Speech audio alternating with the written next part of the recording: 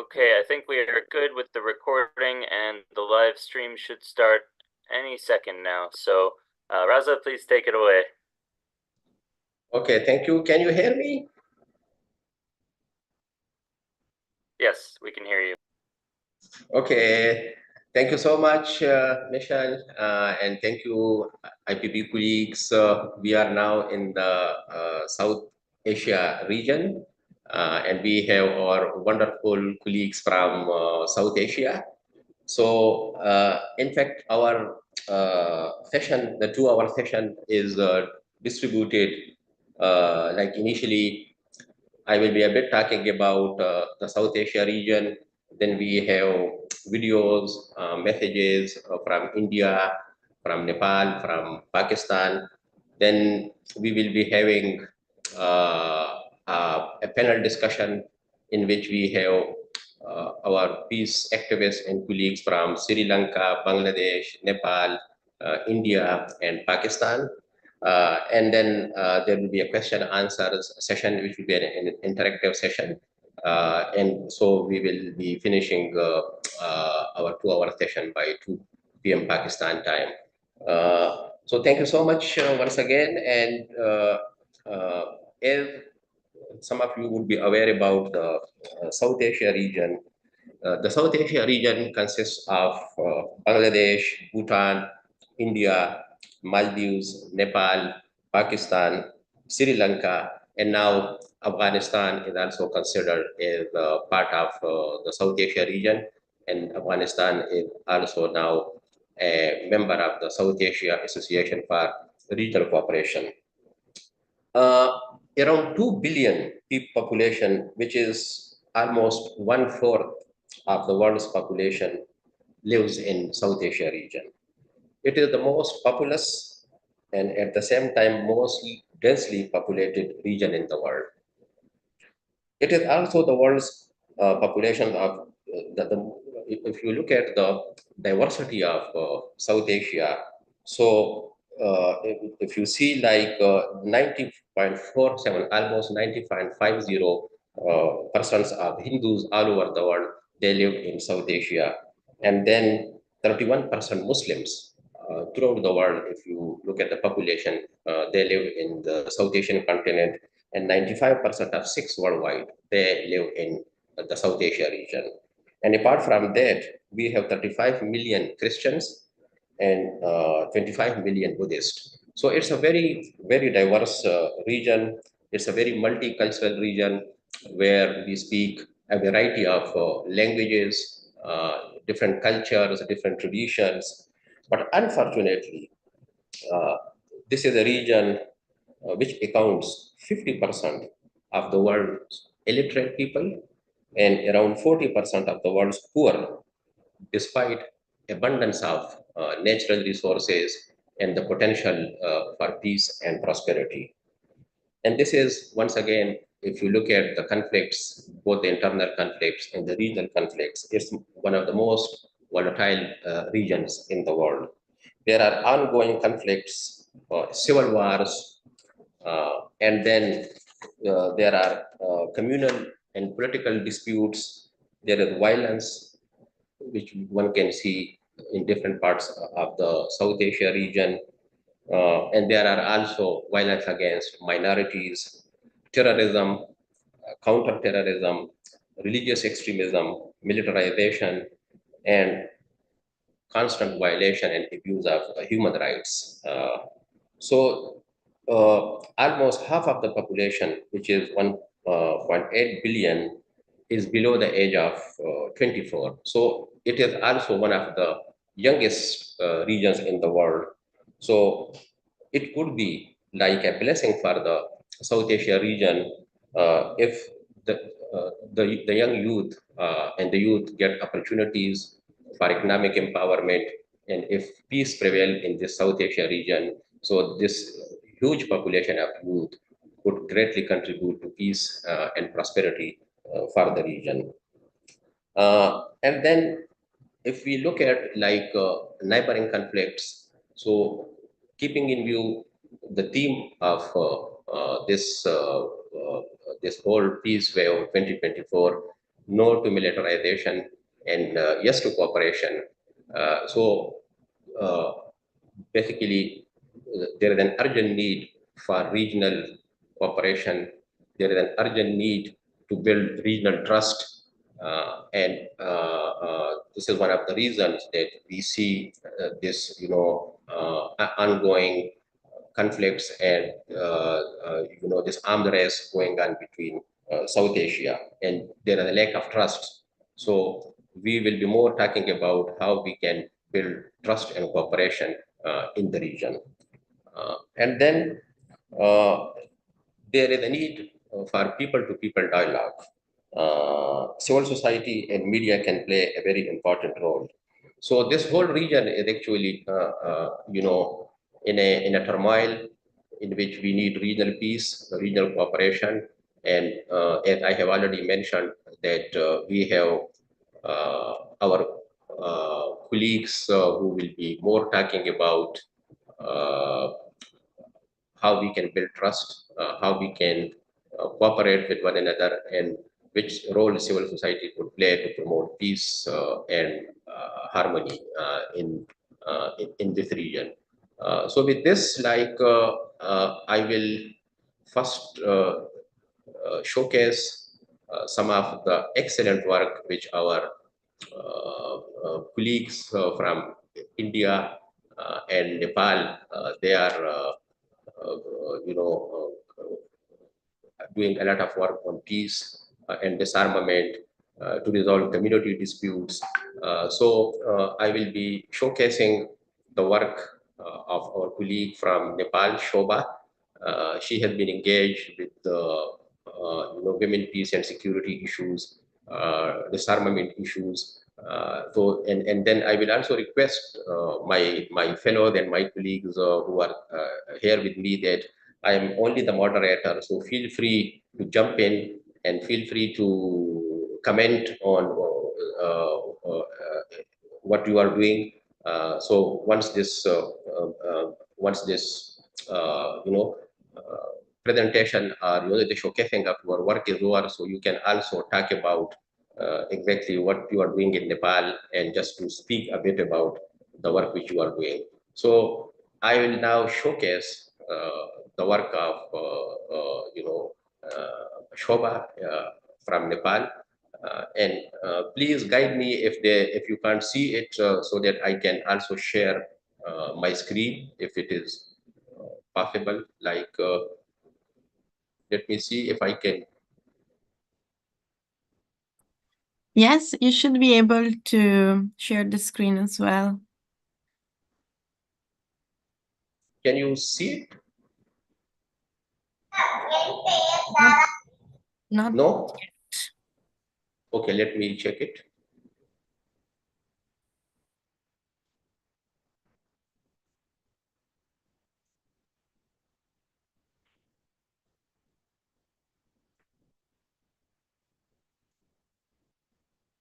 It's okay now.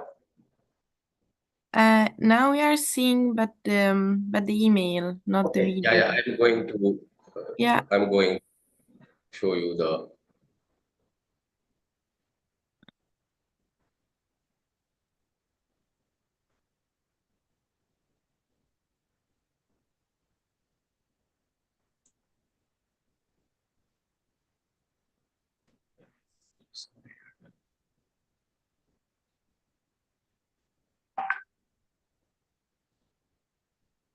You could try to open the video first and then share the screen. Maybe that helps. Yeah. Okay. Yes. Yeah, great. Yeah, Okay. perfect. Sorry. This is from India. This is the work of Vasanthi from India.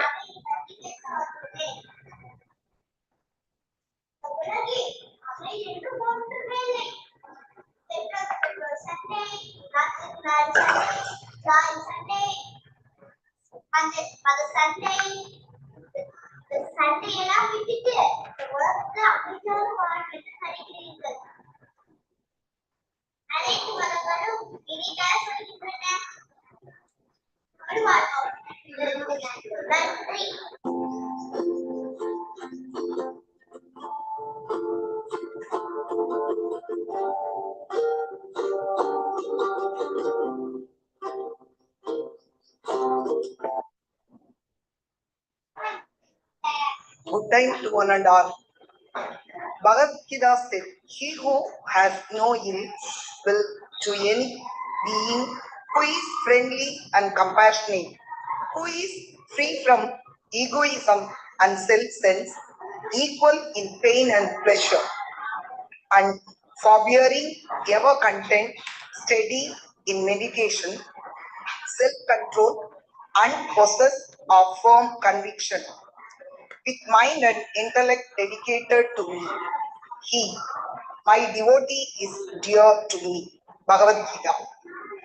One, he is not envious, but is a kind friend to all living entities, who does not think himself a proprietor and is free from false ego, who is equal in both happiness and distress, who is tolerant, always satisfied, self-controlled, and engaged in devotional service with a determination, his mind and intelligence dedicated to me.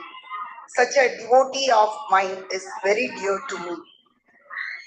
Bible says, blessed are the peacemakers, for they all be called children of God. Matthew chapter 5 verse 9. If it is possible, as far as it depends on you, live at peace with everyone. Romans chapter 12 verses 18. Quran. And do not let the hatred of a people prevent you from being just.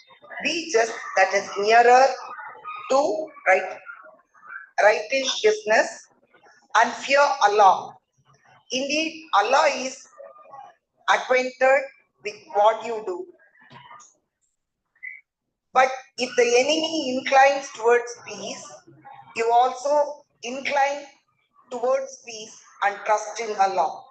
Surely He is the hearing, the knowing. Despite the difference in religion, they all say the same thing.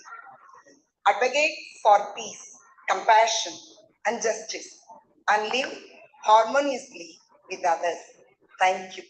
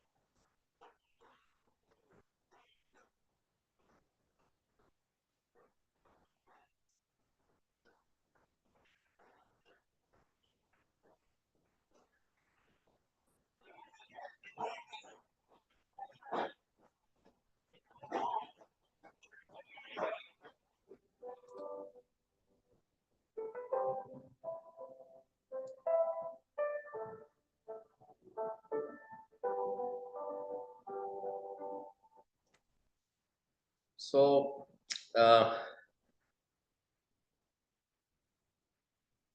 this was from our dear colleague Vasanthi.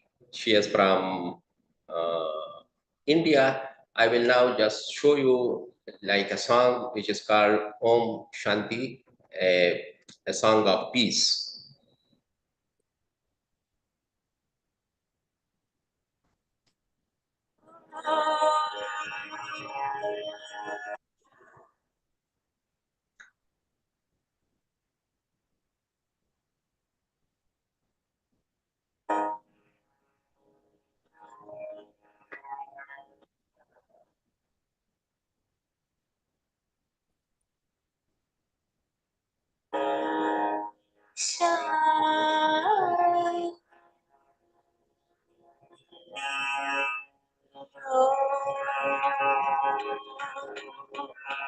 Om Shanti.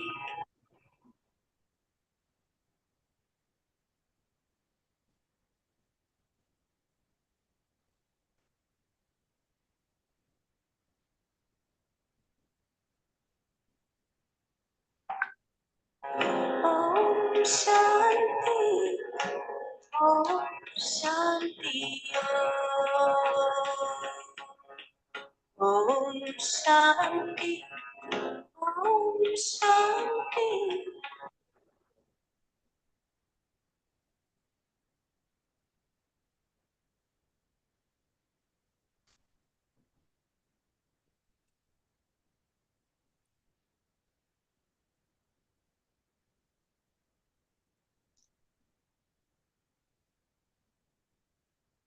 Om Shanti.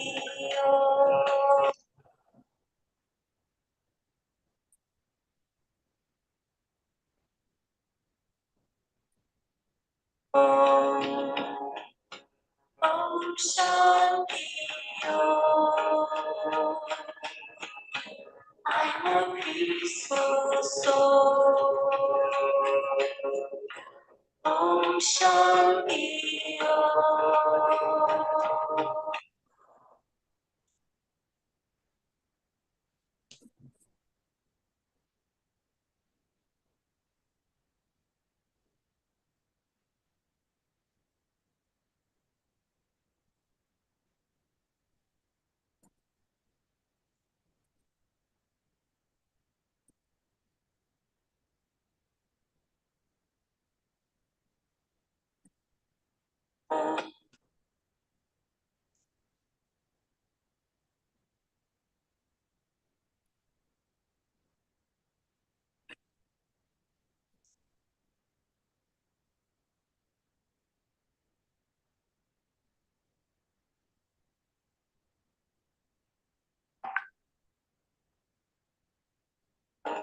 I'm a peaceful soul. ये ध्वनि मंगल ध्वनि है. Om Shanti Om. This sound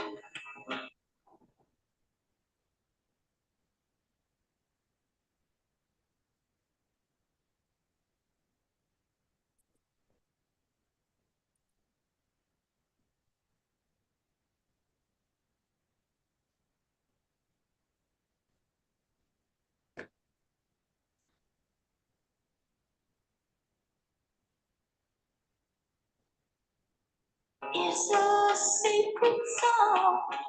Om Shanti Om. Om Shanti Om.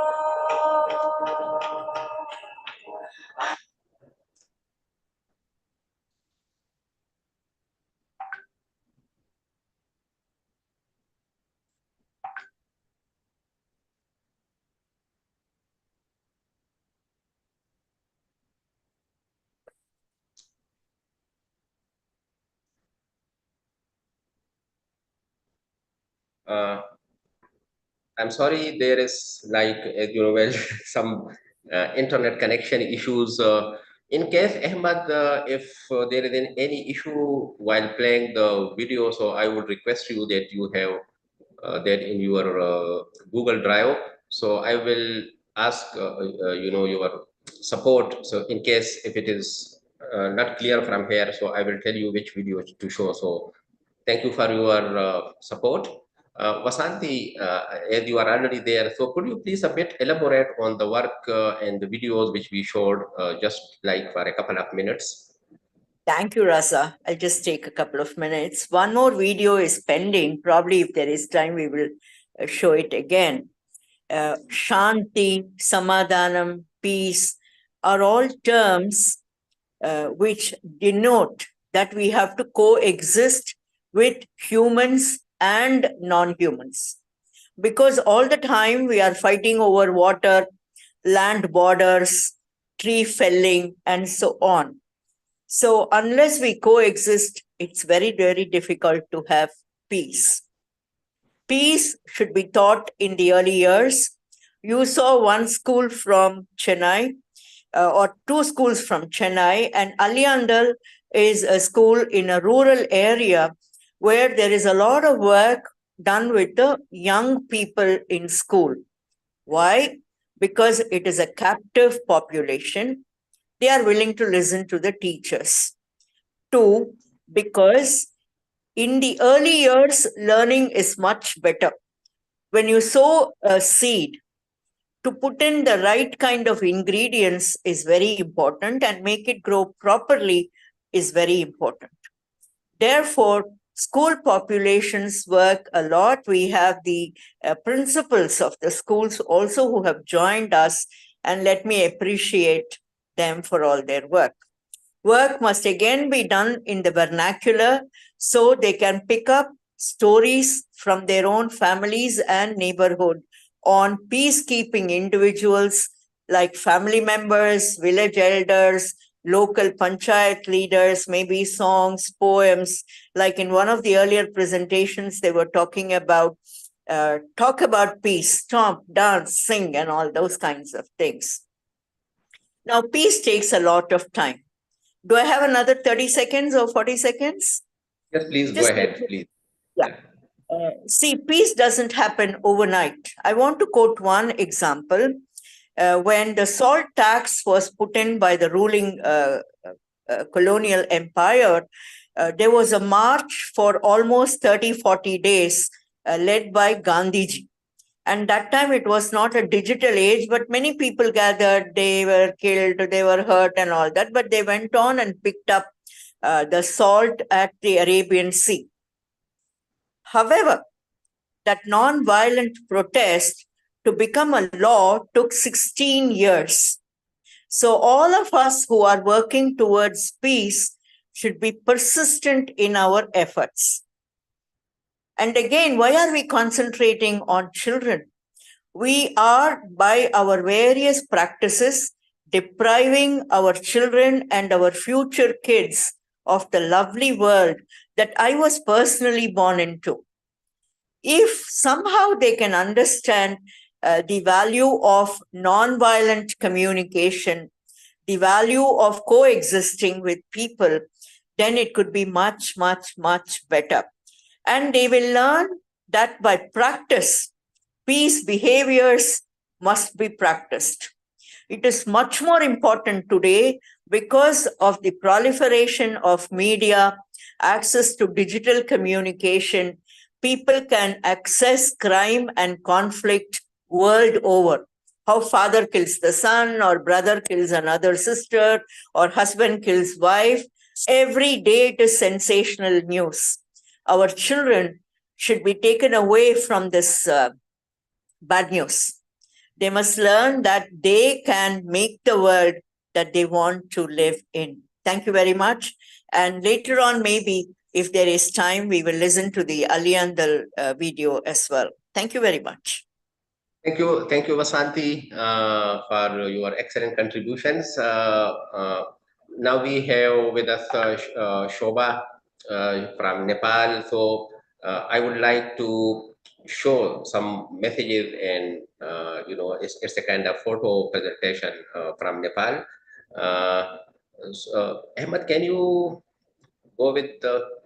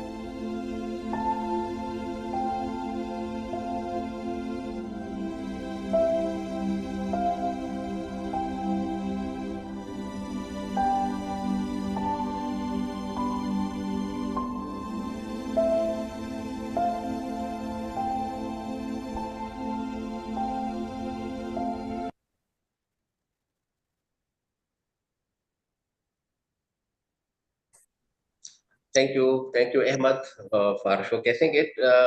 Shobha, if you are hearing me, can you just a bit elaborate on, the work? We will be having a panel discussion, but just to take a couple of minutes on the video which I have shown. Thank you, Raza. Thank you so much. Good morning, good afternoon, good evening from wherever you are watching right now. Thank you again, Raza, and thank you World Beyond War and 24 Hours Peace Wave team for this opportunity. It's all a pleasure to share about my work and our work we have been doing. And I would like to thank Hiba for helping us with the video. As Raza said, I work with Women for Peace and Democracy in Nepal, and my organization, as you see in the video, advocates for a peaceful and just and inclusive society. We work hard to advocate to be free from human rights violations, armed violence, through empowering women. And when I say empowering women, I feel like I go back to the rural communities where I work with. I work with more than 1,800 women in a very marginalized rural areas of Nepal. And if I recall, my disarmament work started from the rural area itself, because if you don't know, we had a very decade-long armed insurgency. And when I met during the ceasefire, when I met the women, I came to know about this, the consequences of small arms proliferation, the misuse, the rape, the destructions. So that gave me power to work on arms control. And since then, we have been working as a campaigner, for years, we have been working as activists and campaigning for ATT, small arms and light weapon, program of action framework, ITI, arms trade treaty, and also killer robots. So that's how we have been working. I've learned today we are member of organizations like AIMSA, Control Arms, Stop Killer Robots, as you have seen in the video. And our organizations facilitates series of national and regional level knowledge sharing workshops on POA, small arms and light weapons, advocating the government to form a national commission on small arms and light weapons, and pressurizing the government to submit the national reports. The good thing is that they have submitted the national report this year, and we feel so honored to share that our organization played a very crucial role pushing the initial arms trade treaty negotiations and subsequent adoption in 2013. So I think the organization has organized series of interactions and discussions that not with only the parliamentarians and the politicians and the security people and media and civil society organized, but also at the schools and universities, students as well, to raise awareness, against the misuse and proliferation of small arms, as well as advocating to accede to arms trade treaty. And now, recently, we have been also advocating for a treaty to ban fully autonomous weapon system. Besides that, we have also been, facilitating workshops and meetings for the ambassador, like for president of CSP4. We facilitated a discussion meeting with His Excellency Ambassador Takamizawa, president of CSE4, and then with Dumasani Dadla, head of the ATT Secretariat, and with our members of parliament, political parties, and civil society to discuss how state and civil society can take their important role to exceed the arms treaty. So this way we have been, working in our country for disarmament. I think I'll have more time to talk on this later on. Thank you, Raza.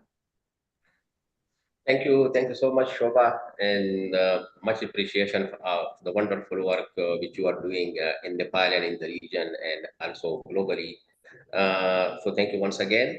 Now we are moving to our next session, which is a panel discussion. And in this panel discussion, we have some wonderful colleagues from South Asia. They have a lot of experience. You can see their profiles. We have with us Vidya. Vidya has been in the control arms and humanitarian disarmament for like, I know him for more than like decades. And he represents the Forum on Disarmament and Development in Sri Lanka. Then we have on our panel Surinder Singh.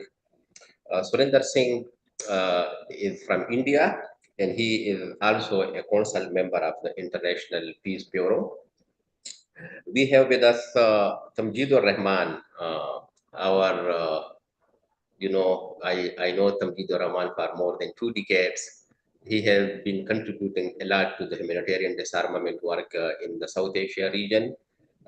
He is the Chief Executive Officer of the Society for Social and Economic Development in Bangladesh. It's called Changemaker. We have with us Shobha, who just introduced herself. She is the founder and executive chair of Women for Peace and Democracy. And then we have Rotarian Vasanthi. She is a Rotary Peace Activator, Peace Fellowship Evaluator, Rotary International. So the panel discussion, I have requested all the panelists to feel free to talk about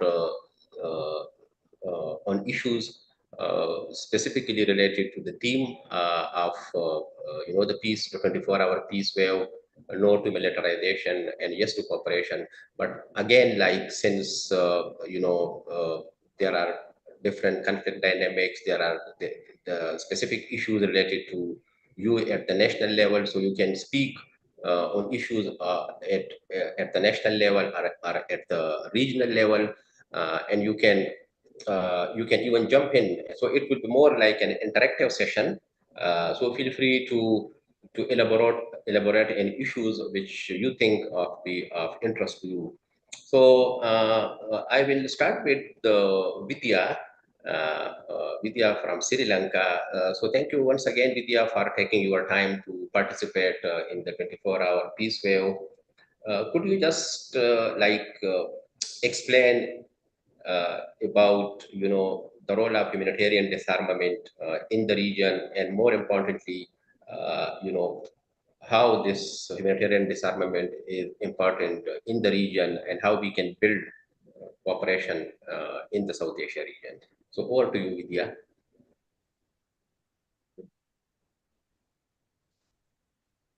Can you just unmute your microphone? Yes. Can you hear me now? Yes, thank you. Okay, good. Greetings from Sri Lanka. Thank you, Raza, inviting for us to join this very important panel discussion, particularly this important time in the region. So from Sri Lanka's point of view, we can mention about that, we had, all of you are aware that 30 years of internal conflict. So it was ended in 2009. We lost a lot of humans, and in terms of economy, we lost billions of dollars worth economic infrastructure. So now we are suffering, the post-war reconstruction, rehabilitation, and reintegration. Soon after the war ended in 2009, we campaigned for Sri Lanka to immediately address the landmine issue in the country and the disability sector. So first, we started asking the then governments to accede to the Ottawa Treaty, the Oslo Convention, cluster munition, and ratifying the UN Convention on Rights of Persons with Disabilities. So we were success in 2016. The government ratified the UN Disability Convention. 2017, Sri Lanka acceded to the Ottawa Treaty, and then 2018, Sri Lanka acceded to the Convention on Cluster Munitions. So we looked at post for peace through disarmament means. It's very important. Disarmament in the region, the country like Sri Lanka, we are part of, the big brothers, India and Pakistan, then, US, China, Russia, So it's a militarized region. When we campaigning for banning such weapons, we had a lot of issues with the certain group of people, the politician, and they always came to us and said, oh, come on, India not a party to this particular convention, Pakistan, Russia, US, China. So then we said, we are a sovereign state. We should not be part of any of these countries. We are promoting the peaceful means. It's good for that, the countries banning such weapons, end of the, war, who will be going to suffer? Humans, civilians, mainly. So now today we can say that we are so happy that Sri Lanka finishing clearance of landmine within another 4 years' time. Sri Lanka will be the first country in the entire Asian region going to declare as a landmine-free country. So it's before the 10-year deadline of the Ottawa Convention. So now Sri Lanka already passed the legislation to implement the both convention. Unfortunately, still we are struggling with the UN Disability Convention laws to pass through the parliament. So then we campaign for Sri Lanka to ratify the nuclear test ban treaty and the total proliferation of nuclear weapons treaty, TPNW.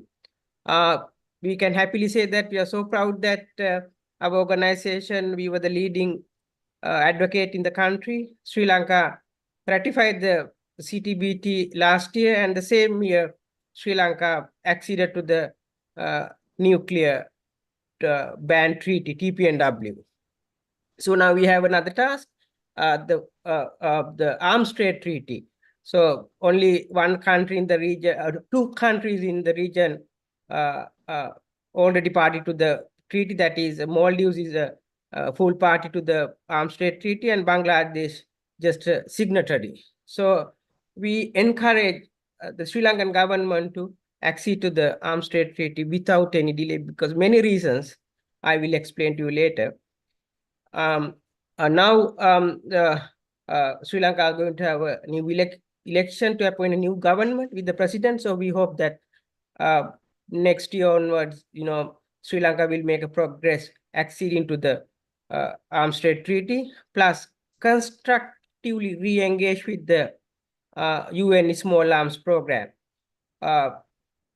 The reason why Sri Lanka, like a small country, 22 million population, we are suffering now because of the small arms issue in the country, illicit small arm proliferation. That is, linked with the Sri Lanka's economic development. So we always advocating the government looked at human security point of view rather national security point of view. The governments, they always put money more on defense rather health, education, and public transport. In Sri Lanka, we don't have a single low flow bus, for the public transport. That is very important. So we encourage not only Sri Lankan government, the regional governments, so looking at those peaceful means which created by the UN, all member states, party to those conventions, and promote human security rather than national security. Once we promote the human security, the national security, it's automatically complemented. Of course, look at the country like New Zealand, Canada, those countries, they looked at human security point of view, they are, political agendas, not the national security point of view. And then the social services ministries, they are very rich. But in country like Sri Lanka, I think in other countries, maybe the same in the region, they look, social services ministries, neglected ministries, a poor people's ministry. That's where, we should encourage government to put more money on health and education and the public transport rather weaponizing the country, we can't afford the wars. So war mean money. End of the day, we gonna lose a lot of billions and the human losses, and it's a generational effect.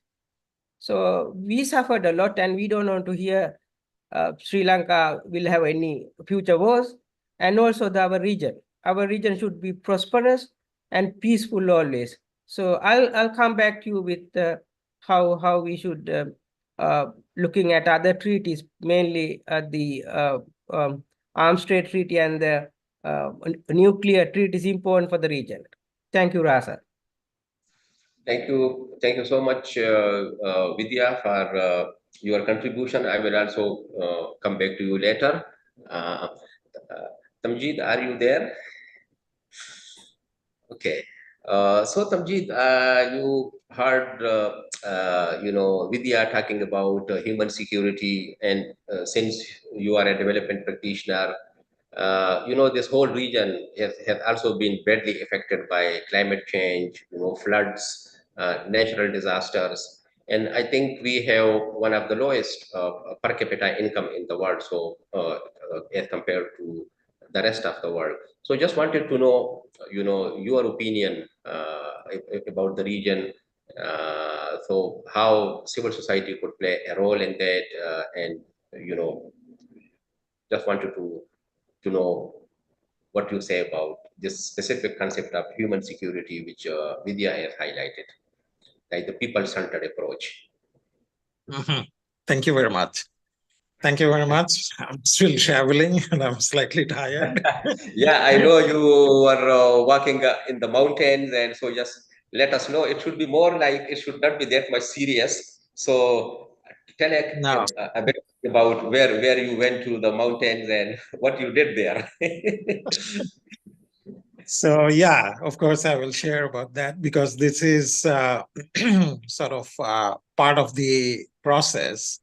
And we wanted to look into, how humans can be involved in the policy making, particularly when the conflict arises, how the parties can work together. So that's very important, I think. So to start with, I just wanted to lay out some framework of what's going on at this moment throughout the world, different kind of conflicts that are happening, and the changing phases of conflict, and where the peace seems very difficult, at times feels very difficult. So I start with a very heavy heart to see that how peace is undermined, and how conflicts and wars are way different than the conflicts and the wars that we used to see before. It's not that war and conflicts are good, but there has to be some kind of a guideline. There has to be some kind of an ideology for war and principles of war. And there should be some international laws regulating, what you are planning to do. So when we miss this, when the parties miss these areas and boundaries, they cross certain limits, which makes all the people very terrified. We don't know how to react. We don't know what to do and what is our role, and how we can, come about it. We have seen, wars in previous wars, where the peace efforts were initiated by students, by citizens, by common community peoples. But today what we are seeing is peace efforts are really undermined, almost shut down. People of the world are never so divided, so angry, and so frustrated. So my question is, why? Why is it so different now? So I want to understand, and I dedicate my life, in fact, for understanding and fostering peace. Because peace is a very difficult thing to grasp. It's not so easy. And it embraces, like you said, the climate change issues, the livelihood issues, the per capita, the economic development, and everything. It amounts to, contributes towards, the peace and security of the people, apart from, your supremacy. So I saw things from different, compartments and different angles, like trying to work with the private sector, trying to work with the parliamentarians, the lawmakers, trying to work with the government, trying to see and understand the international politics and policies and the UN charters, how it affects different interest groups or the states, and how they are using it or misusing it. So trying to understand this and then linking them together gives you a different perspective altogether. So that's basically my work. So I see now the ground rules are changing. The conflict and the war and the things, that we see. And that is why it is becoming very difficult. We are grappling for the solutions and how to go about it. We don't know. So my take from this is that our peace initiative that we used to do before needs to be also changed. We need to also change ourselves. Our peace process also has to change. Our definition for peace also needs to be changed or redefined, I would say. So in the past, when we often see, nations or states fought between them, it's clearly a defined objective. And when there is a clear defined objective, there is a scope for negotiated peace. When there is no objective, it becomes very difficult, what you are trying to do. So today, this line is very blurred, and we see conflicts fueled by complex webs of factors. There are ideological clashes, there are dehumanizations everywhere. In all the wars that we see in Africa, in Europe, and in Middle East, in other countries. So denial of basic human needs, and then this collective punishment, this rampant destruction that we don't want you to, come back and stand on your feet again. So, and use of excessive forces, which is probably not necessary. So all these factors are making situations very complex. And then on top of that, the very tool that we hoped would connect us to the entire world, this internet, the technology, and this global interconnectedness are now being used to spread misinformation. And this sows the discord and incite violence. So that's becoming even more dangerous, which is I will talk about it a little bit later because this is very interesting. And I think this is something that civil society needs to understand and work on that as well. So the trust on the government, trust on the institutions, trust on the international organizations are now fading away from various people. People are really getting actually frustrated that nobody is doing anything. And it cannot be done. I mean, things will happen that way. We are taking our fate as that, okay, this is what my fate is. So to achieve peace, to me, peace is not impossible. It is possible, definitely possible. But we need to understand it, and we need to redefine it. We need to create new chart to work on that. So by achieving this would require a new approach and the acknowledgement that complex nature of modern conflicts, which seeks to bridge the understanding and cooperation, and how we can, do that and work that. And if the technologies, the internet is used for misinformation, we can also use that for how to provide a good information to the people so that they can make a rational information. So there are now various websites which are called fact check.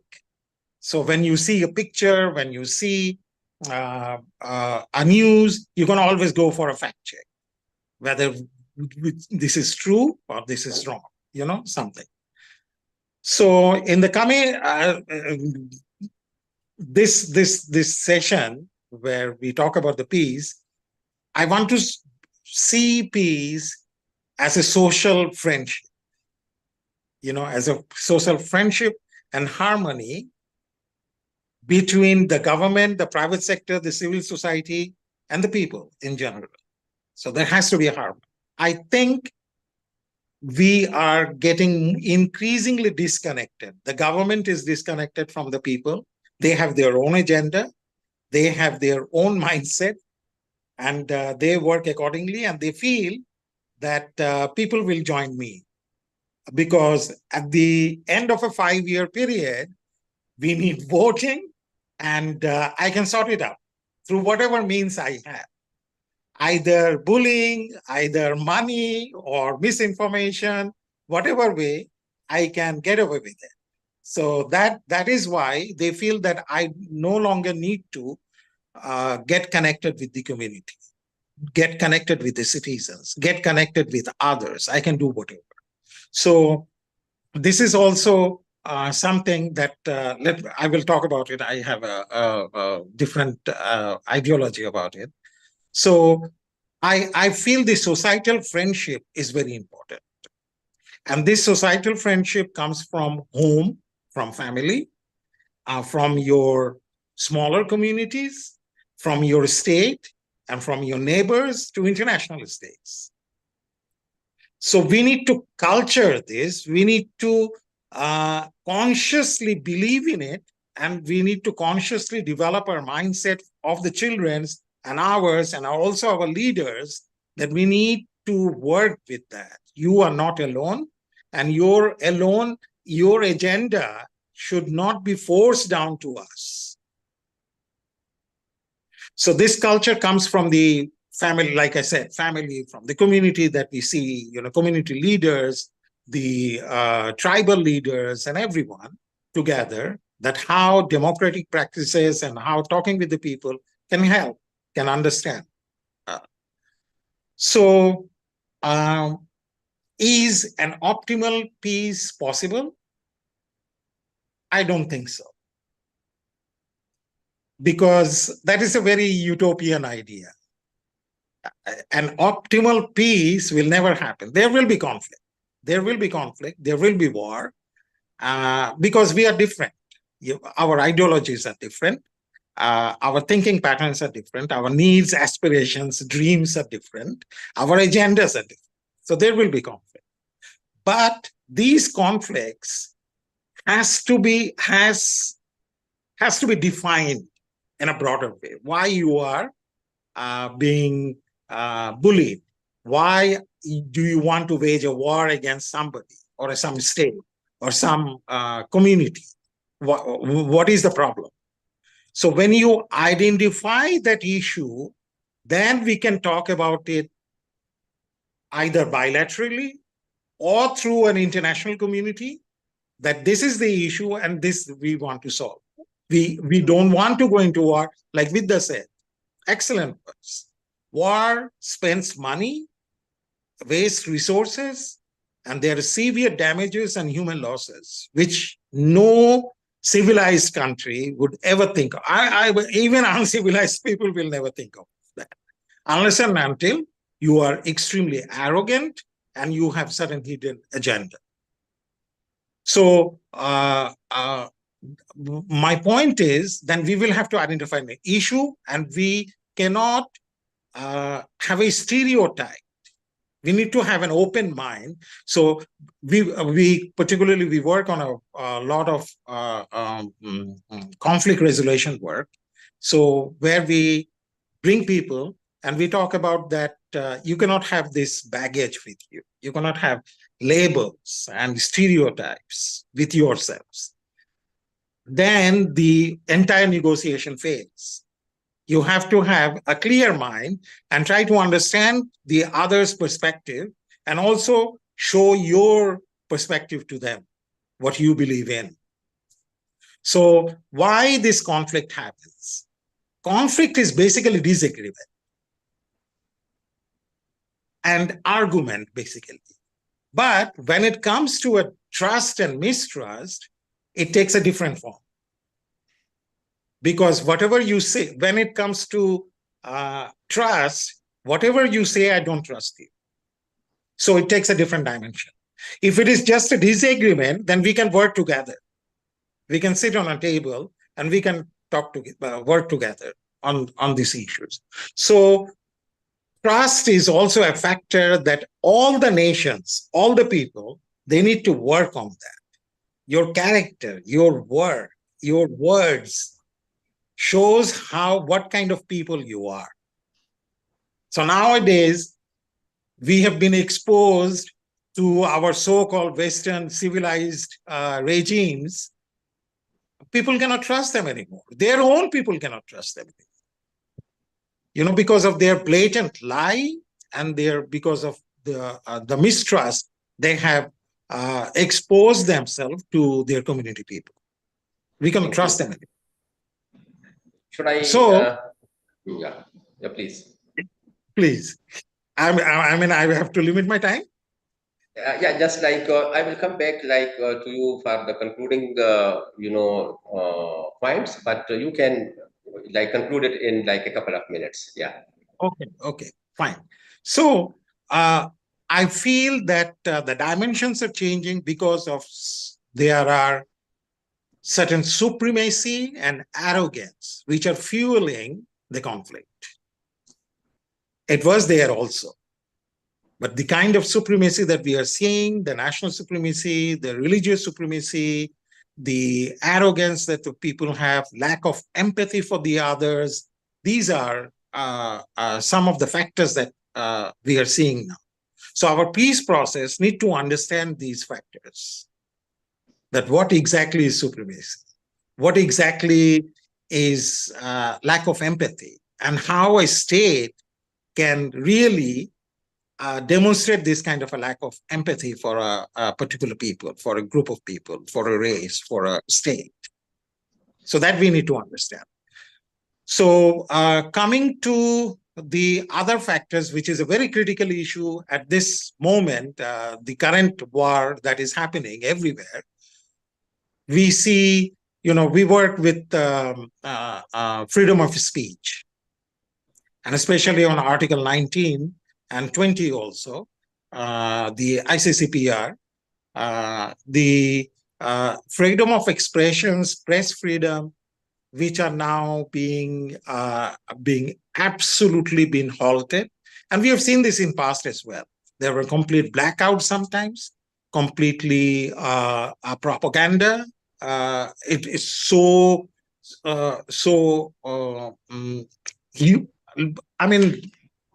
it was pure propaganda. Propaganda was there before also during the Cold War period. We have seen, how the Western worlds and the communist regimes, they used to, talk about the various issues. But nowadays we see in a different perspective. So that is one, I think, very important thing, because we need to differentiate between the three issues. One is misinformation, which is a false information shared, but no harm is meant. There is disinformation when false information is shared and knowingly shared to cause harm.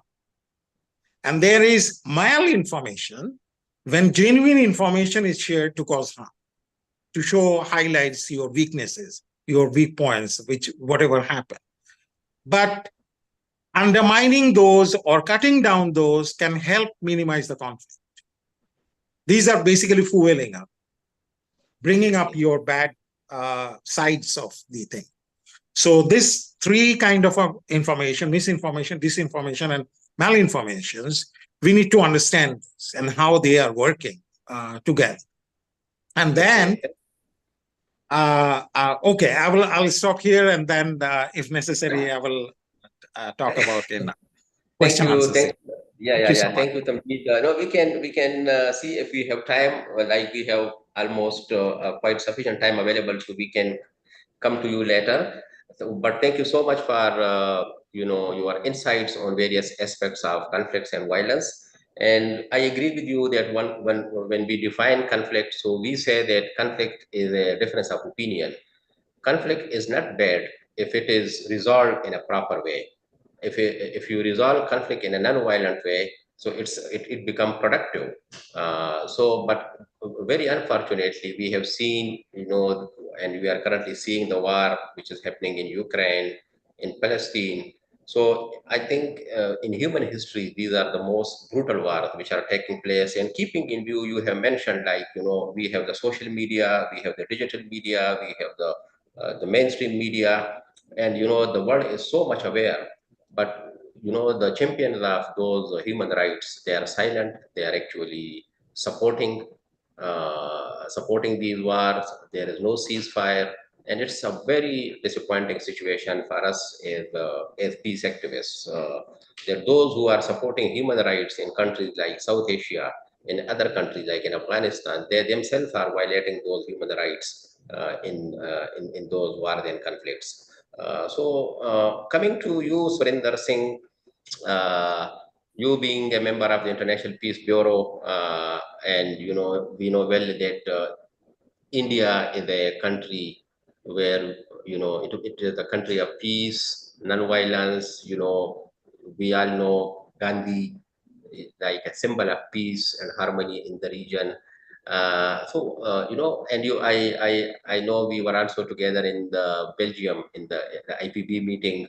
So what do you think of that how civil society could play a role in building this mistrust which Tamjeet has mentioned, and how we can build cooperation and build trust in the region as we are as civil society activists? Thank you, Raza Shah Khan. First most, I would like to able to audible. Yes. Yeah. First most, I would like to thanks to and lot of greetings to IPB headquarters for organizing this war, this peace wave third time. And last time also I was participant, and it's nice that 24 hours this peace wave moving across the global. And thanks to Vidyaji and Tamjit Bhai, Shobhaji, Shrestha, and Vasanthi Ranganathan Garu. Thanks a lot for your expression. And my special thank to Tamjit Bhai. He has open-heartedly given his message how this world is facing challenges. Coming to the region, everybody aware that Bharat, India is a peace nation, and thousands of years we have been spreading the peace message across the globe, not only within a region, but if you see the present situation, we are facing more challenges from outside than inside our own nation, or like region surrounding countries, okay, like Pakistan, Bangladesh. These are the two countries what we are facing. And now, how would be able to resolve these issues? Now, this is not a time of war or infiltration. Our own country should face and challenges developing the economies. We have a lot of opportunity to develop our own economy. in the country. You are aware that India facing a lot of challenges across the world. It has come to the position of the fifth largest economy across the globe. Now, coming years, it may reach to the third economy across the globe. Facing with all the challenge across the global, how we could able to achieve. This is what peace within us. Peace start from within us, start with family, start with society and the nation, and this peace spread across the global. This is how our culture and tradition taught us and keep on teaching us. Now, behind this, there are very large spiritual organization which groom up the society, family members, how to spread the peace within us, and by peace, how we can achieve our economic issues across the global, contributing within a states and within a countries. You know, India and Pakistan were together before prior 1947. Not only Pakistan, Bangladesh. Why we have got separated? Is it not? This is clashes. This happens because of all outer countries, or we can say Western countries, who have spoiled our relationship by supplying arms, okay, ammunitions, okay. Otherwise, our three countries would have become super rich and would have been contributed this peace and peace across the.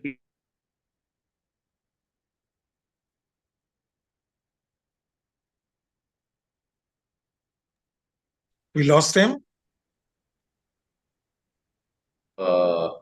Surinder, I think we lost Surinder, so we will get back to him. Surinder is back. Sorry, Surinder. sorry, yeah, yes. It got disconnected. Extremely sorry. Okay, yeah, please go ahead. Go ahead. Yes.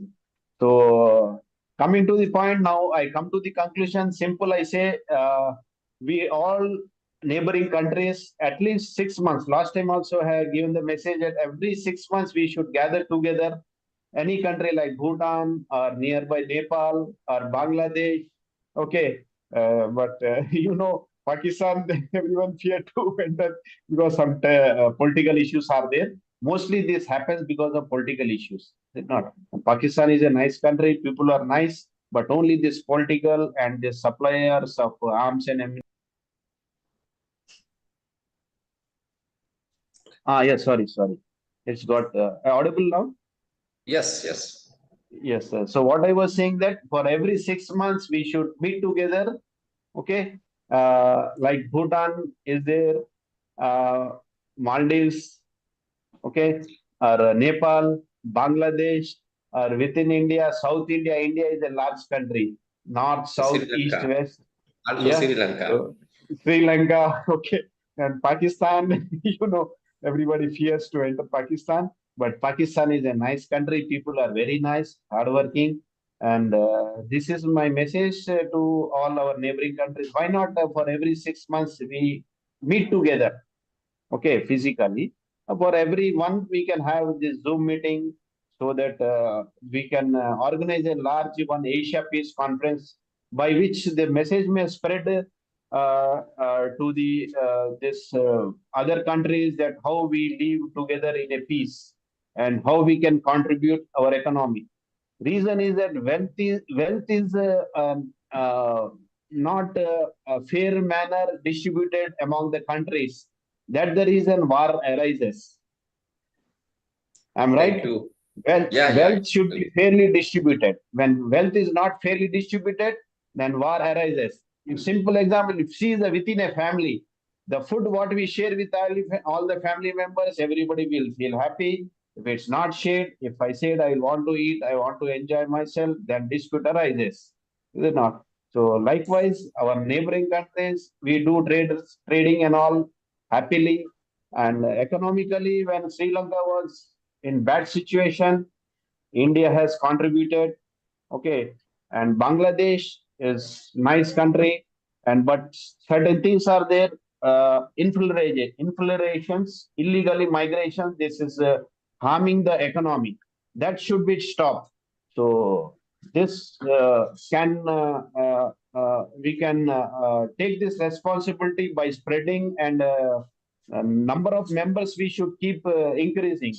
Now we are 5. This 5 can make 50, 15 to 500 members, so that it's goes good message that our neighboring countries how live each together in a peace manner. That's what my message to all to my these friends, and message this my convey my message to the headquarters of IPB, so they can keep organizing and what is push upping this our Asian countries. Is it not only focusing their NATO countries or Europe countries? They have their own threat among themselves. This not threat from our Asian countries. The threat is among from the European countries or Western countries themselves. So I say that our Asia, what we can play a major role in a formation of peace role across the global. Thanks a lot, Mr. Raja Khan. I just hand over. Thank you so much, Surinder, Bhai, for your suggestions. Indeed, yes, we should have more civil society engagement, people-to-people dialogue, which is unfortunately missing. So that is one of the reasons this 24-hour peace wave is happening, that no to militarization and yes to cooperation. So we have with us Vasanthi. She is also from India, and Vasanthi has been doing some wonderful work. We have seen the videos, engaging youth, young students. Vasanthi, the floor is yours. So could you just elaborate on what we have discussed, and specifically, as far as I know, you have been more focused on, grassroots, communal, to resolve communal disputes. So just wanted to know your views and your contribution to this 24-hour peace wave. Over to you now. Thank you, Raza Sab. I'm going to restrict my presentation to a very brief note so that Aliyandal can also be shared. It's very important because they are in a rural community and they are first generation students. And India being such a populated country, we need to reach unentered areas, and that is possible through our teachers and principals. I've again talked to Hiba and Ahmad, and I hope it can be done. Thank you, Raza Sab. Now, responding to some of the earlier panelists' presentation, the money spent on war can be better used for infrastructure, education, and health. How do we go about it? We can ask for transparency in governance and ensure that some kind of neighborhood center is available for skills and attitude education. This was from Vidya. Then another thing that suddenly came to my mind was international disputes, because the fishermen from India are caught by Sri Lanka, Sri Lankan fishermen are caught by India, because the borders are not very clearly specified. And like most of the panelists said, a lot of the conflict is based on individuals. I personally have been engaged in promoting a lot of transactions between countries. For example, on Pakistan border, we have worked with some people from the other side of the border and from this side of the border in terms of cultural exchanges, how we have certain common themes, or between two states, because within India also, with immigrant population, refugee population, trauma care, language difficulties, we really have those kinds of issues. So this must be focused on individuals, and coming back again to youth and how we can nurture thought on forgiveness, on handling emotion. I just want to make one more statement and request that Aliyandal can be shared briefly. The thing is, there is a heart and there is a head. The heart is based on emotion. You give me the biggest chocolate and I'll say, Raza, wonderful friend, thank you. And then you take away the chocolate from me, I'll say, Raza, very bad. Emotion is a transitory phase. If without acting on emotion, we are able to think of the outcome of the emotion, maybe yoga, meditation, working on inner peace, music, keeping silent, listening, all these will help. Things like negotiation skill, influencing skill. If I want peace, how do I influence my peers is a very important aspect. The head should be used in determining the outcome. The engagement of the student population or the young population in governance, not having bribes, not having corruption, road rages when two people are starting to fight because somebody overtook another person. Those kinds of individual practices, when these people grow up to hold positions in the world, they might make peace building, influencing, negotiating all a daily practice. Because whether it is between a terrorist and a government official, or between a policeman and a crime person, or between a human resources professional and a trade unionist, it's a lot of relationship that actually matters. Thanks, Raza Saab.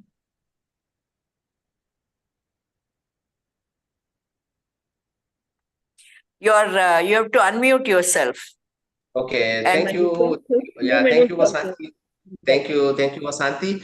We will be showing the video which you mentioned, just after the panel, and if you wish, we can even show that during the panel. But we have time available, so we will be showing that.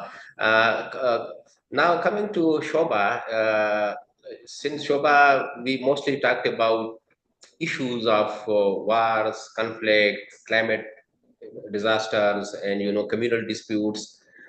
There is a less of focus on the role of women in peace, like the women peace and security issues. And you have been working a lot on the issues of women peace and security, especially in the area of humanitarian disarmament. So, and then you can elaborate on your own point of views, keeping in view the discussions of our other colleagues. But just to have your views on what role women can play as mediators, as peace builders in the region. So over to you, and wanted to know your point of views. Thank you, Raza. Before that, I would like to share, because I was thinking of no militarization, yes to peace. I was thinking more about, I was thinking more about recalling my work in terms of Arms Trade Treaty and what we have been able to do, what we did in the national level, what we did at the regional level. And you have rightly mentioned, how can we as a coalition, how can we at the regional level can work together for peace? So with that note, I would like to again thank you, Raza, for this panel. And I know most of you, like Vidya, Tamjit, Raza, we have been working in this disarmament sector for quite a while. And to know Vasanthi, to have Vasanthi ji and Surendra ji in the panel, I'm really delighted. I've learned a lot from you guys. So thank you. I just want to go back to as being a campaigner for the last more than a decade.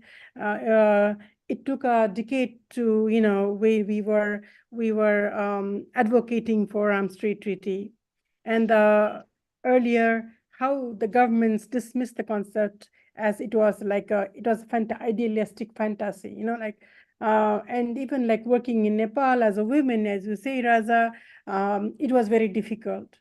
Because I remember those days when I was doing my research in 2006, and I went to the Ministry of Foreign Affairs or Defense, they used to just give a smile and say that, oh, Shobha, you are working in a Women for Peace and Democracy, so why are you working in this small arms issue? And because I did a research in small arms and light weapons in 2006. So that was the way they used to look at me, but things have changed definitely, because I'm very happy that they have at least submitted the national report this year. And they have starting to question about small arms and light weapons, and they have starting to think about arms trade treaty as well. Definitely, again, going back to your question, Raza, the consequences of armed violence has created a lot of destructions, and especially when it's not only about physical harm, but your mental and psychological harm due to conflict, into armed violence, has created a lot of trauma, a lot of not injuries only, not only the women having bullets inside their bodies, but because of psychological trauma. Most of them are, though they are my friends, they are though ex-combatants, they are nowhere. Many of them are nowhere because they were not being able to get integrated into the army, because of not being fit, as so-called fit to be able to be including in the army. So they are nowhere. They are not being able, they are not physical fit to work. And they are not, they left the education in the early age and got involved in the insurgency. And after the peace movement and when there was negotiation, then they are nowhere today. So that gave me a triggering, note in my mind, saying that this armed violence should end. And that's why we need the Arms Trade Treaty. So now today, with our campaigning, the ATT has become a reality. The treaty is our first legally binding regime that recognizes the link between the gender-based violence and the international arms trade.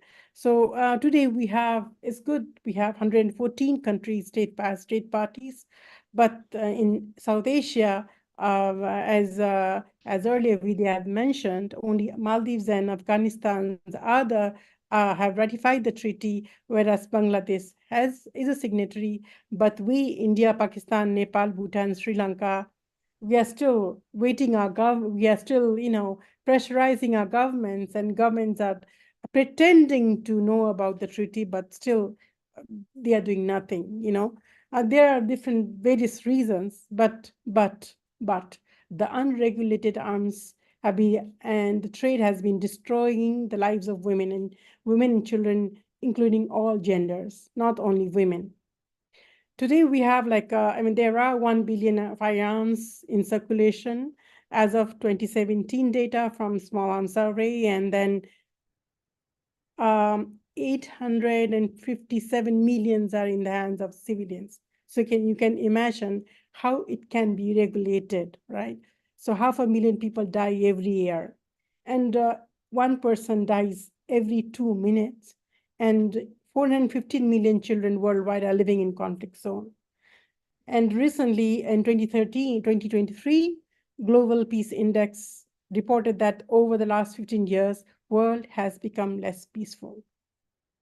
So we have out of 50 worst terrorist attacks worldwide in 2022, 34 attacks were due to the small arms, firearms. So, and more than $1.7 trillion has been spent on militaries. So the proliferation and misuse of arms has been, you can't even calculate how harmful it has become. The illicit trade in arms in all aspects is not only the cause of enormous toll in human lives and ruined livelihoods, but is a major driver. So it's a cause of the human suffering of women and children, and this should end. And this should end. But again, looking at the money spent on the military is so devastating. Like, even if out of the 5 biggest spenders in military, I must say that from our region, like not in South Asia, but from Asia, China and India China is the third biggest spender, whereas India is the fourth, remains the world's top arms importer, accounting 9.8% of the global arms sales, whereas Pakistan account for 4.3, is in the 5th position. So we need to stop the military spending, which is creating insecure world. Because as also my colleague Vidya has just mentioned that we are in Big Brothers. Also, Nepal is in the middle of Big Brothers. We always say we need to save lives. We need to prevent human right abuses. We need to save the rapes. We need to save the lives of women and children. We need to stop this indiscriminate circulation of arms. Well, the developing countries are suffering. Well, the developed countries are getting the profits by selling the arms. So developing countries are on the receiving end of the flows of arms, suffered the consequences of their proliferation use, and they have to divert the resources from development to deal with the armanath of this destruction. So this is the situation. And again, this is the main sufferers are the women and children. And again, because as I mentioned earlier, that we did different kind of national and regional level interactions and discussions, and there we identified that the cross-border issue, different nations, the South Asian small arms and light weapons are often smuggled across the porous borders. The region has numerous conflict zones, and everyone know, and areas with weak law enforcement facilitating illicit trade. The region suffers from internal conflict, we all know, where small and light weapons play a critical role in sustaining violence. The India-Pakistan border, Kashmir conflict involved significant use of small arms by the militant groups. There is continued crime violence in major cities in South Asia, such as Karachi and Delhi, and in rural areas, especially during the Maoist insurgencies. Nepal also suffered from the small arms and light weapons. And today, Nepal has become a transit point of terrorism. We need to end.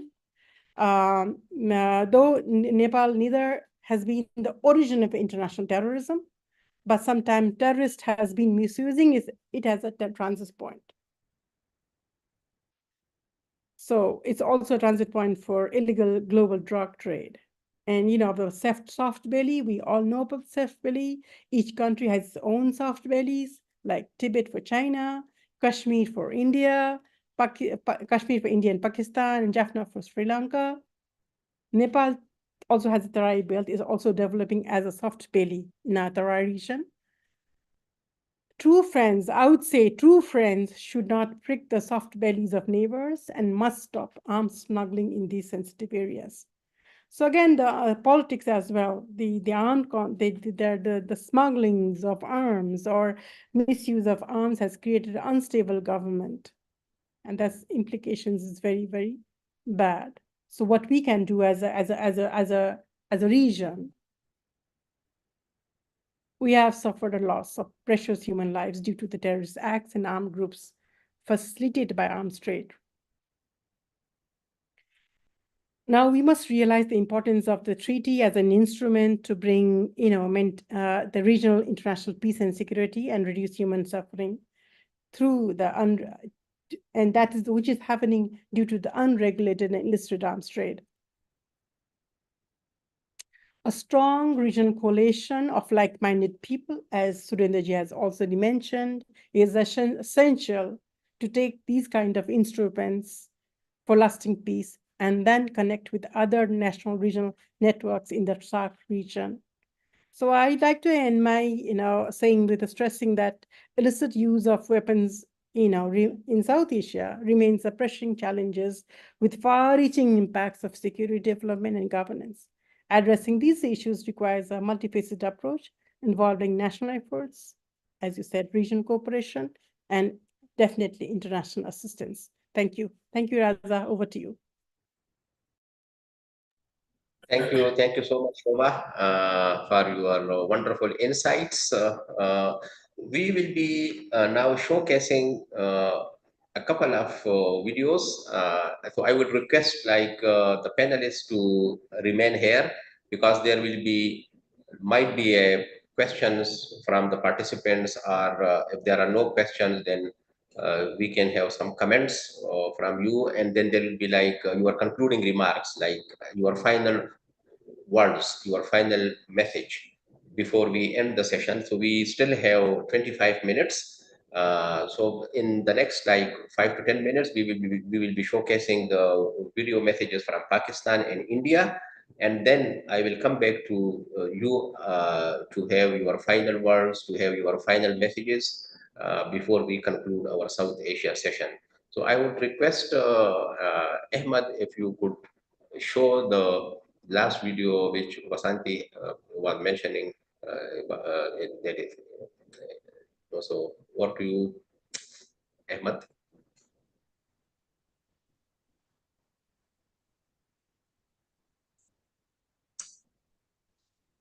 Yeah, of course, Raza. Just give me 1 second, please. Okay, please take your time.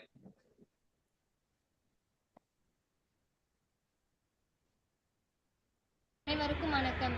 நாங்கள் அரசு உயர்நிலைப் பள்ளி அல்லியந்தளி 9ஆம் வகுப்பு படிக்கும் மாணவிகள். நாங்கள் இன்று உங்கள் முன்னிலையில் பெரியவர்களை ஏன் மதிக்க வேண்டும் என்ற தலைப்பின் கீழ் ஒரு உரையாடல் நடத்த இருக்கிறோம். இதை கண்டு கழியுங்கள். ஹாய் ஃப்ரெண்ட்ஸ், எப்படி இருக்கீங்க? நல்லா இருக்கீங்களா? நல்லா இருக்கோமே. சாப்பிட்டீங்களா? சாப்பிட்டோமே. என்ன பதட்டமா இருக்க? காம்படிஷன் வந்துட்டு நான் பதட்டமாக தான் இருப்பேன். காம்படிஷனா? என்ன காம்படிஷன்? நோட்டீஸ் போர்டில் ஒட்டிருந்தாங்க, நீங்கள் பார்க்கலையா? நாங்கள் பார்க்கலையே. என்ன தலைப்பு? பெரியவங்களை நாம் ஏன் மதிக்கணும், இதுதான் டாப்பிக்கு. நல்ல தலைப்பாக இருக்கே. அதுலேருந்து எனக்கு தெரிஞ்ச சில கருத்துக்கள் ஒன்றாண்டு சொல்லட்டுமா? சொல்லு. பெரியோர்கள் வந்து வயதிலையும் அனுபவத்திலும் சிறந்தவங்க அவங்க. அதனால் நம்ம பெரியோர்கள் சொல்கிறத நம்ம கேட்கணும்.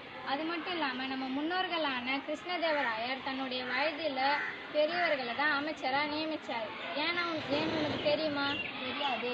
ஏன்னா தன்னுடைய வயதில் விட மூத்தவங்க வந்து அனுபவத்தில் சிறந்தவங்களாக இருக்கிறாங்க. அவங்க வந்து தன் நாட்டு மக்களுக்கு சிறந்த கருத்துக்களை சொல்லுவாங்க அப்படின்ட்டு கிருஷ்ணதேவராயர் தன்னை விட வயதில் மூத்தவங்களை அமைச்சராக நியமித்தார். இது மட்டும் இல்லாமல் அதியமான் நெல்லிக்கனியை, நீண்ட நாள் வாழக்கூடிய நெல்லிக்கனியை தான் சாப்பிடாம ஔவையாருக்கு ஏன் கொடுத்தாரு? தெரியலையே. ஏன்னா ஔவையார் வந்து சிந்தனையில் சிறந்தவங்க. அவங்க வந்து நாட்டு மக்களுக்கு சில நல்ல கருத்துக்களை சொல்லுவாங்கன்னு சொல்லிட்டு அதியமான் நெல்லிக்கனியை தான் சாப்பிடாம ஔவையாருக்கு கொடுத்தாரு. இது மட்டும் இல்லை, பெரியோர்களை போற்றுதல் வந்து இளையோரின் கடமை. எனக்கு தெரிஞ்ச ஒரு சின்ன பழமொழி ஒன்றாண்டு சொல்லட்டுமா? சொல்லு. பெரியோர் சொல்லும் முழு நெல்லியும் முன் துவக்கும் பின் இனிக்கும். இதனுடைய பொருள் என்ன தெரியுமா? நம்ம வந்து பெரியோர் சொல்கிற பேச்சை ஃபஸ்ட்டு கேட்க மாட்டோம். அதுக்கப்புறமா நம்ம பின்னாடி யோசிப்போம், நம்ம பெரியோர் சொன்னதை கேட்டிருக்கலாமே அப்படின்னு சொல்லிட்டு. அதேமாரி தான் நெல்லிக்கனியை நம்ம ஃபஸ்ட்டு சாப்பிட சொல்ல லேசாக துவக்கும், அதுக்கப்புறமா இனிக்கும். அதனால தான் பெரியோரையும் நெல்லிக்கனியும் ஒப்பிட்டு ஒரு பழமொழி சொல்கிறாங்க. நீ சொன்ன பழமொழி ரொம்ப நல்லா இருக்கு, இன்னொருத்தர சொல்ல முடியுமா? பெரியோர் சொல்லும் முழு நெல்லியும் முன் துவக்கும் பின் இனிக்கும். அதனால தான் நம்ம பெரியோர் சொல் பேச்சை கேட்கணும் அப்படின்றது சொல்லணும். நீ சொன்ன கருத்துலாம் ரொம்ப நல்லா இருந்துச்சு மதியழகி. உனக்கு தெரிஞ்ச ஏதாவது சில பாயிண்ட்ஸ் எனக்கு சொல்ல முடியுமா சீதா? சொல்ல முடியும். அதுக்கு முன்னாடி எனக்கு ஒரு டவுட். நாம் ஏன் பெரியவங்களுக்கு மரியாதை கொடுக்கணும்? இப்போ வந்து நம்ம பெரியவங்களுக்கு மரியாதை கொடுக்கணும்னா அவங்க நம்ம மேலே வச்சுருக்க அன்பு மரியாதைலாம் குறைஞ்சிடும். அதனால நம்ம வந்து பெரியவங்களுக்கு மரியாதை கொடுக்கணும். இப்போ வந்து நம்ம பெரியவங்களுக்கு மரியாதை கொடுக்கணும்னா அவங்க என்ன நினச்சிக்குவாங்கன்னா, நம்மளுடைய பசங்களுக்கு ஏதோ ஒரு பிரச்சனை இருக்குது, அதனால அதை நினச்சி வருந்திடுவாங்க. இப்போ நாம் யாருக்கு ஃபஸ்ட்டு மரியாதை கொடுக்கணும் அப்படின்னா நம்மளுடைய பெற்றோருக்கு தான். ஏன் நம்மளுடைய பெற்றோருக்கு மரியாதை கொடுக்கணும் அப்படின்னா அவங்க தான் நம்மளுடைய உடனடி தேவையும் எதிர்கால தேவையும் பூர்த்தி செய்வாங்க. அதனால நாம் வந்து நம்ம பெற்றோருக்கு முதல் மரியாதை கொடுக்கணும். நீ சொன்ன கருத்தெல்லாம் ரொம்ப நல்லா இருக்கு அன்சிதா, ரொம்ப நன்றி. நீங்கள் 2 பேரும் சொன்னீங்க, நீ மட்டும் ஏன் யோசிச்சு அமைதியாக இருக்கும்? உங்களுக்கு தெரிஞ்ச சில கருத்து ஏதாவது சொல்ல முடியுமா? சொல்லுறேன். இங்கே பாருங்கள், நமக்கு ஸ்கூலில் பாடம் சொல்லித்தர டீச்சர் நமக்கு பெரியவங்க தானே. அவங்க என்ன சொல்லியிருக்காங்கன்னா பெரியவங்கள மதிக்கணும்னு சொல்லியிருக்காங்க. நம்ம அப்பா அம்மாவும் பெரியவங்க தான், அதனால் நம்ம அப்பா அம்மாவும் நம்ம மதிக்கணும். தாத்தா பாட்டி 2 பேருமே பெரியவங்க தான். அவங்க நமக்கு என்ன சொல்லுவாங்க, கதை சொல்லுவாங்க, நம்ம மேலே அக்கறையாக இருப்பாங்க. அதனால் தாத்தா பாட்டியை நம்ம மதிக்கணும். பெரியோரை மதித்தல் ஆண்டவனை மதித்தல் போன்றதுன்னு சொல்கிறாங்க. அப்பா அம்மா நம்ம கேட்ட அனைத்தையும் பூர்த்தி செய்கிறாங்க. ஆனால் அப்பா அம்மா கேட்குறது ஒன்றே ஒன்று தான், படிக்கணும், நல்லா வாழணும்னு. அதை ஏன் நம்ம பூர்த்தி செய்யக்கூடாது? அதனால் பெரியவங்களை மதிக்கணும். நீங்கள் சொன்ன பாயிண்ட் எல்லாமே ரொம்ப நல்லா இருக்கு ஃப்ரெண்ட்ஸ். நீங்களாம் சொல்கிறத பார்த்து எனக்கு ஒரு பாயிண்ட் ஞாபகம் வந்துக்கணும். அது உங்கள் முன்னாடி சொல்லவா? சொல்லலாமே. நம்ம பிறந்ததுக்கு அப்புறமும் ஒருத்தவரோட உதவி எதிர்பார்த்து தான் வாழறோம். நம்ம இறக்கிறதுக்கு முன்னாடியும் மற்றவங்களுடைய உதவி எதிர்பார்த்து தான் இருக்கிறோம். அதனால அதுக்கு இடைப்பட்ட காலத்தில் நம்மளால் எவ்வளோ முடியுமோ அவ்வளோ பெரியவங்களுக்கு நல்லது செய்யணும்.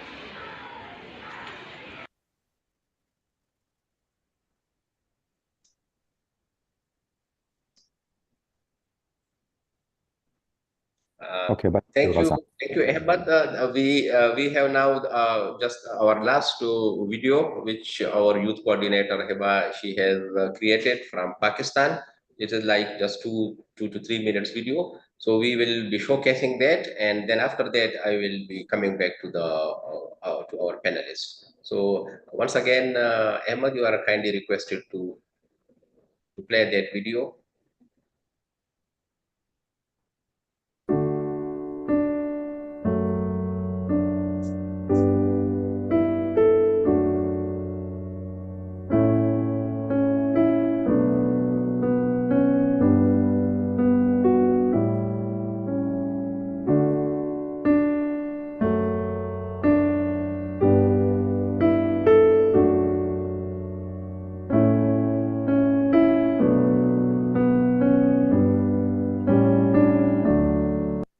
Hello, I'm Abuhanel, a student from Pakistan and the youth coordinator of Sustainable Peace and Development Organization, SPARO. I believe that humans are capable of empathy and compassion while robots are not, and in the wrong hands they can cause mass destruction. Say no to killer robots and let's see what other youth have to say about killer robots. Thank you. Hi, I am Dua, a youth from Pakistan, and my message is we cannot allow the algorithms to determine the value of human lives. Stop killer robots. Hello everyone, I'm the Rotary student from Pakistan, and I believe killer robot represents a leap into a future where humans are no longer in control. Stop killer robots. Hello everyone, my name is Ashma and I'm a student from Pakistan, and my message is that you should invest in peace and not killer robots. You should stop killer robots. Hello, I am Mary Fatma, youth from Pakistan, and my message is that stop the killer robots in order to protect the value of human lives. Thank you. Assalamu alaikum, my name is Sajawal Mushtaq and I am a student from Pakistan.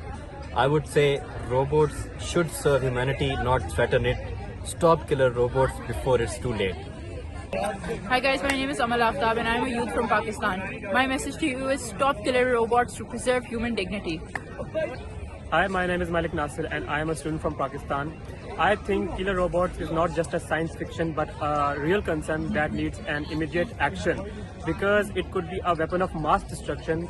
So save lives and stop killer robots. My name is Rida Khan and I am the youth of Pakistan. My message is that killer robots are not the answer to our problems. Let's invest in peace, not in weapons. Hi, I'm Ali and I'm a student from Pakistan. And my message is that we don't want our life decisions in the hands of machines. Stop killer robots. Hello, I'm Alishba from Pakistan and my message is protect lives, not machines. Stop killer robots. Hi, I'm Iman Amir and I'm from Pakistan, and my message to you is stop killer robots, protect our future. Assalamu alaikum, this is Hamza, a student from Pakistan, and my message is that a world with killer robots is a world without accountability. So say no to killer robots.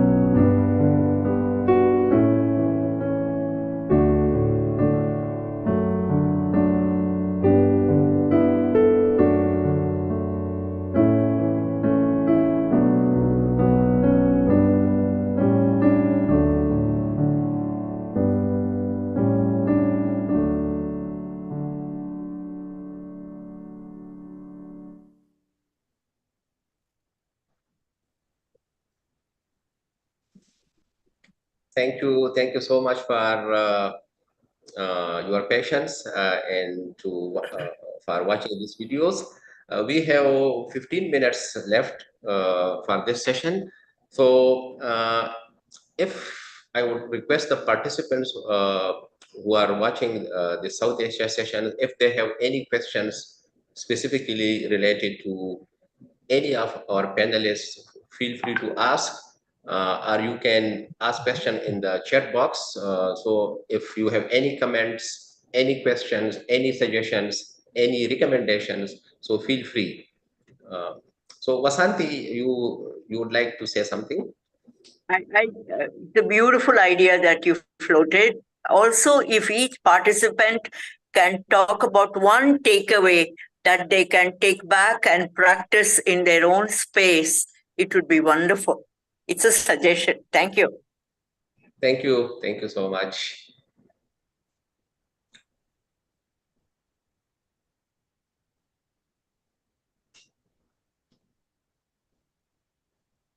Okay.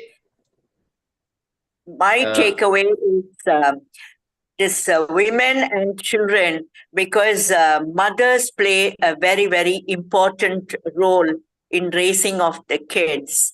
And I am very happy with the Nepal presentation and would take away some of the learning back to whatever it is that I'm doing. Thank you.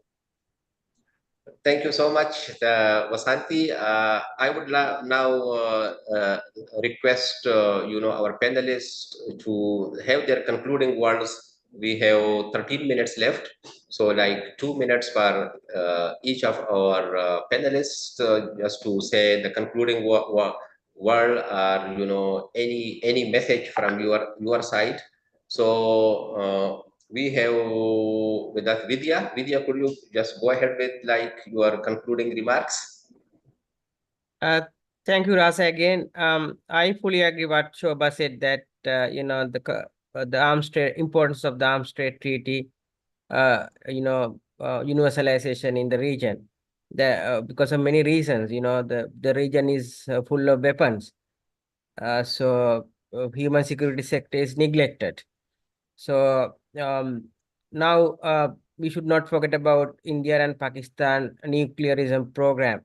So both the countries are not party to any of these nuclear treaties created by the UN. So we encourage India and Pakistan to at least party to the nuclear test ban treaty. If something goes wrong in India, there's a big nuclear power plant in Tamil Nadu. It's called Kundalkulam. If something happen, we are in the border. So Sri Lanka will be suffering definitely. There's no mechanism to prevent nuclear disasters. So it is very important. Now Bangladesh also they're having a nuclear power plant, so we have to be very careful now. Rather we going for nuclear energy, we better go for green energy. We talk about sustainable development goals, green energy, disaster management, and the climate change issues. So it's interconnected now. All are interconnected with development. So our message, we should take our advocacy to the governments in the region. So we, as a civil society, we have no limits. We can raise our voice without any limits. So we should take the leadership in the region, not only our own countries, in our regional governments, and whenever we meet parliamentarians, the policymakers, we should encourage them to looking at disarmament as a high priority. Thank you. Thank you, Vidya. Surinder, your final words. You are muted. You are muted. Okay. So Vidya was saying that about that nuclear plant in Tamil Nadu. So there is a threat. There is no threat from our nation, because our nation is a great and will carry all together Okay, safeguard the nation, neighboring countries from the outside world. So, so nothing to worry. And coming to the point that Raza, so physically, personally, when we can organize a meet, I think we'll start with Sri Lanka in a coming 3 months or 6 months. I'm sorry? Let's hope. So we should not escape. I'm right. So we can have a host one meeting at personally at the Sri Lanka. Yes. He was suggesting that we can have like such kind of meeting in Sri Lanka. So why not? Yeah, of course. We encourage all the South Asians to having meeting in Colombo in Sri Lanka. It's a place where you can easily come. We know that the Pakistan is unable to go to India. Indians unable to come to Pakistan. There are a lot of issues, but Sri Lanka should become a sort of neutral ground for that. I know Nepal is another country, of course. Yeah. So, of course, Sri Lanka, we are ready to help you out. Yeah. Which month will be better, climate-wise? Anyone we wish. So thank you, Surinder, for your message. We have 8 minutes left, so I would now request Tamjeed to have your final words. Yeah, once again, thanks to Vidya, Raja Khan Bhai and Tamjid Bhai and Shobhaji, especially Shobhaji and Vasanthi Ranganathan Garu. Thanks a lot for your good message through this peace wave. Ahmad Bhai, Baghdad, thanks to you for this organizing video presentation.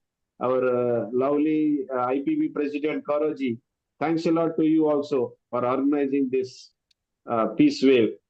And thanks a lot once again. Thank you, Surinder. Over to you, Tamjeed, for your concluding 2 minutes. Thank you so much. Like I said, the conflict and the peace, it is fueled by these small arms that we are talking about is available.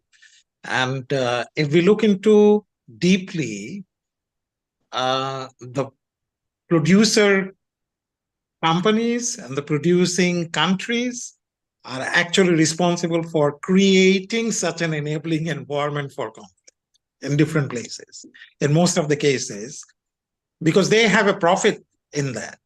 So we need to, understand this and keep it in our mind that I don't think there is any kind of a so-called, like Surinder already said, there is no, the people are fine. It is the politician who makes a difference. So forget about the politicians. If they can renounce us, if they can isolate themselves from us, we can also isolate them. So let's forget about the differences and we don't have much of an ideological war over here. We need to understand each other. We need to have a cultural cross-border, relationship. That was a wonderful thing that was suggested, that we can, host meetings in different places, go and talk to different people and find out, what they are trying to, say, what they feel about us and what we feel about them, and try to minimize our differences or any kind of a prejudice we have. And then we can go back to our own country and talk to the policymakers and influence the government people that this is how things work. I think our peace mechanisms need to be slightly changed. And that's one of the very important way is to have a cultural interconnections. That is very, very, very important. Thank you very much. Thank you, Tamjeed. There is one question from Rafi Chaudhry, and I would request that since you are concluding your remarks, so Tamjeed, Shobha, or Vasanthi, Vidya, if you could quickly answer that, since you are already there, Tamjeed. So the question for the speaker is, how does climate change complicate potential solutions for peace in South Asia, given that mass displacements can force people of different identities to move to neighboring countries? So just wanted to have your quick answer to this question? Obviously, Mr. Rakesh from Bangalore. Climate change definitely has an impact, but not the kind of conflict or war that we are looking into at this moment. At least it never been demonstrated in a way throughout the global areas where climate change is very severely affected. Yeah, there are mass migration. There are livelihood challenges. In certain places, people cannot have a proper livelihood over there.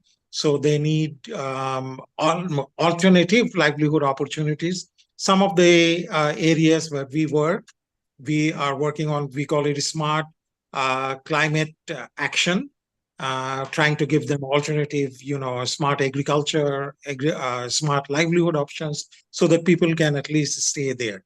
But there is a potential threat. If the government and if the international communities do not take into the entire scenarios and don't work through with this, eventually it can be a very potential threat to not only that country, but in the region. Yeah, that is my feeling. Yeah. Thank you. Thank you so much. Over to you, Shobha, now for your final words. Firstly, thank you everyone again. Thank you, Raza, and thank you, the organizers, the organizing team, and thank you for Hiba and everyone, Ahmed and everyone for assisting us with this this episode session. And I think I've almost said about the the result of misuse and proliferations and illicit trade, and how can we work together. And I would say we have to work together. At least we as a civil society, as a member of civil society organizations, have to work together. There's no way. Because we are non-parties, we are not affiliated to any kind of parties. We are neutral, and we have to be neutral to address this issue. So today I would reflect. I'm really grateful to all the people we have worked with and people we are working with for the support to work in this huge issue.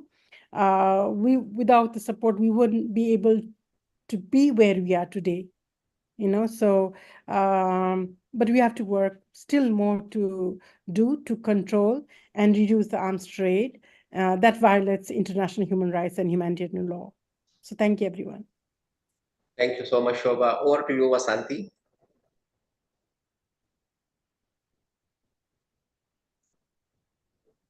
Vasanthi, your final words. Thank you. Wonderful. Governance is very, very important.